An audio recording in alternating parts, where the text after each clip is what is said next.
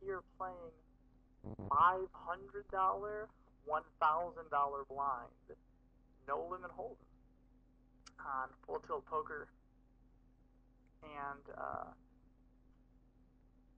yeah, so we're playing 6 max tables. One of them is 3-handed, it looks like. A couple other ones are 3 or 4-handed. So there's going to be a lot of the thing is that these games, obviously, I mean, nobody except for maybe Dur is super multi-tabling it. So a lot of these games are going to be people playing, only less than 6 tables or whatever, and paying attention to what the fuck is going on in individual hands and whatnot. So it's going to be important that we are just constantly thinking about how many handed it is, what our hand is, how our hand is versus other people's range. There's absolutely no autopiloting in games like this. Alright, I'll run down the list of players as we sort of get into a pot with them. Bottom right, I get Ace, Queen of Diamonds. As soon as I started this video capture, it's just kind of a random sample from the middle of my session. I get Ace, Queen of Diamonds, and the button opener is Oh My God, Clay Aiken. Don't know a lot about Oh My God, Clay Aiken's game. I think that he's generally one of the bigger winners, though, in this game. So I just assume that he's going to play really well, and he'll probably be the second best player in almost all these games. So, and he's usually the best. So I am going to 3-bet him with Ace, Queen of Diamonds, and my reason for 3-betting him is because I think that he calls with worse aces, calls with worse queens, calls with worse diamond draws, and so it's strictly for value.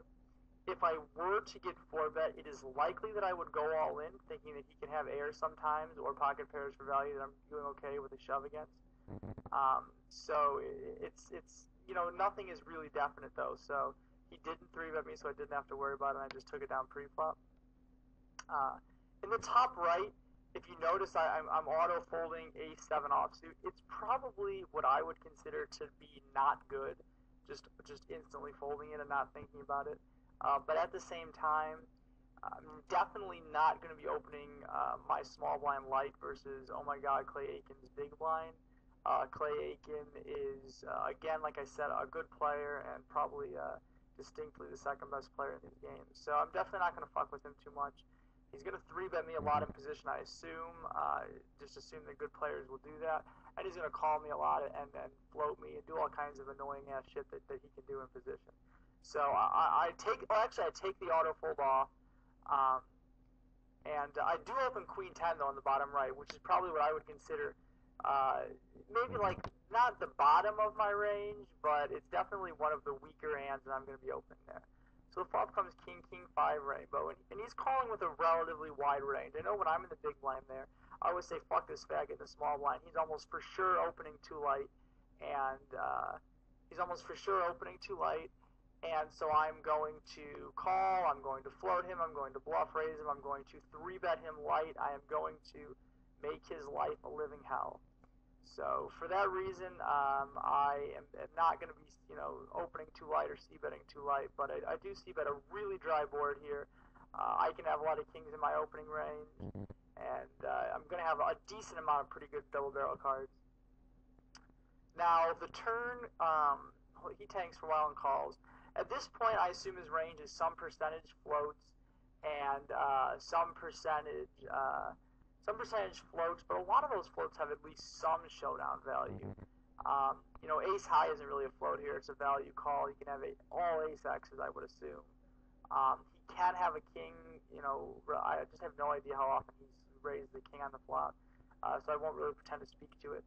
The turn's a great card for me. One, it moves my value range just way ahead of his range. It moves my hand way ahead of his range. Now all of his smaller one-pair hands are behind me. All of his ace highs are behind me. It is also a good perceived double barrel card because he assumes that I will bet ace jack, ace 10, jack 10 on this turn, even jack 9. And so all those hands are in my range. Also, every diamond combination that's in my range will bet this turn. So not only do I make a good hand, or a hand that I think is better than almost all of his value hands, but I make a hand where I'm going to be barreling a lot, and he knows I'm going to be barreling a lot. So I'm obviously going to bet.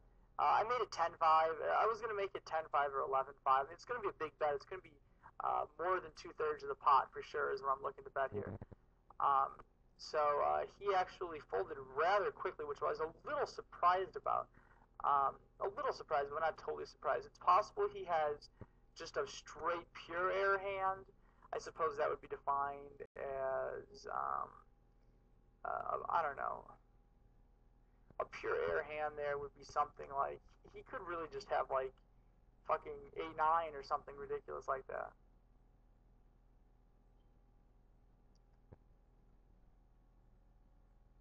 So in the bottom right, kind of an interesting hand. Not super interesting, but I elect to check back the flop on King 5, King 10-5. I'm not positive, but I may have seen Martinez check call with the draw previously. If I had seen him check call with the draw, I think that betting is most likely best. But I'm just a little unsure. So on one hand, I'm checking the flop to give up, sort of. And on the other hand, I'm checking the flop for pot control because I think I want to get to showdown. It's kind of a combination of both. So it ends up that he has ace-8, as you can see on the video screen. And so we scoop a pot that we got to showdown. So, nothing tremendously interesting, I guess, about that hand, but there's some merit to betting. There's some merit to checking.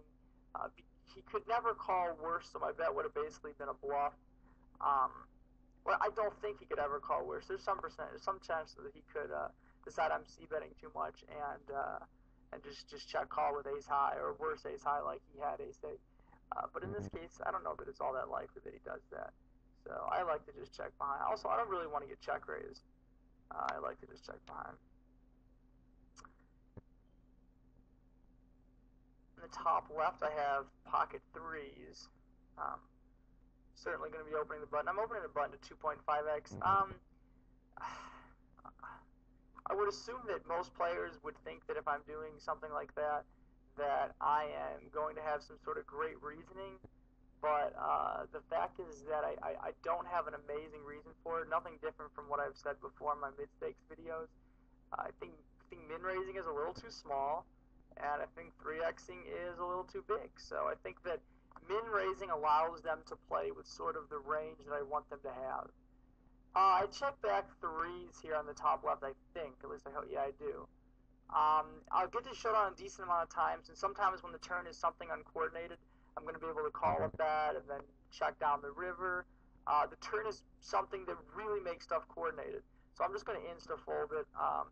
Even if Tom has something like Queen 9 or something for just overs and a straight draw, I'm just really not doing well versus that range. Bottom left, I continuation bet 5-5-2. The reason I continuation bet it was because I assume that he just has a lot of unpaired middling cards when I only open to 2.5x. And I guess at this time, although again, this is like the middle splice of a session, so there's a lot of shit going on. I don't precisely remember what was going on at the time. But at the time, I must not have thought he was going to check raise bluff me too much there. And he didn't, so I won the pot with a continuation bet. So on the top right, I opened the small blind with ace-9. And I flop 3 of a kind. I'm going to bet here, I assume. I bet about 3,500. I think the 3,500 will allow him to float with king and queen highs. Also never allow him to fold like a wheel draw, which I want him to do. The differences between 3,500 and 4,500, I want you to know, are extremely minimal, like unbelievably minimal. All bet sizes, when it's greater than half the pot and less than like 3/4 the pot, there's not going to be a huge, ginormous difference.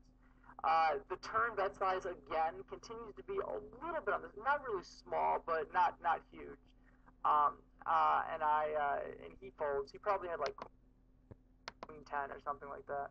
I'm not really sure. Anyways, so it's not a tremendously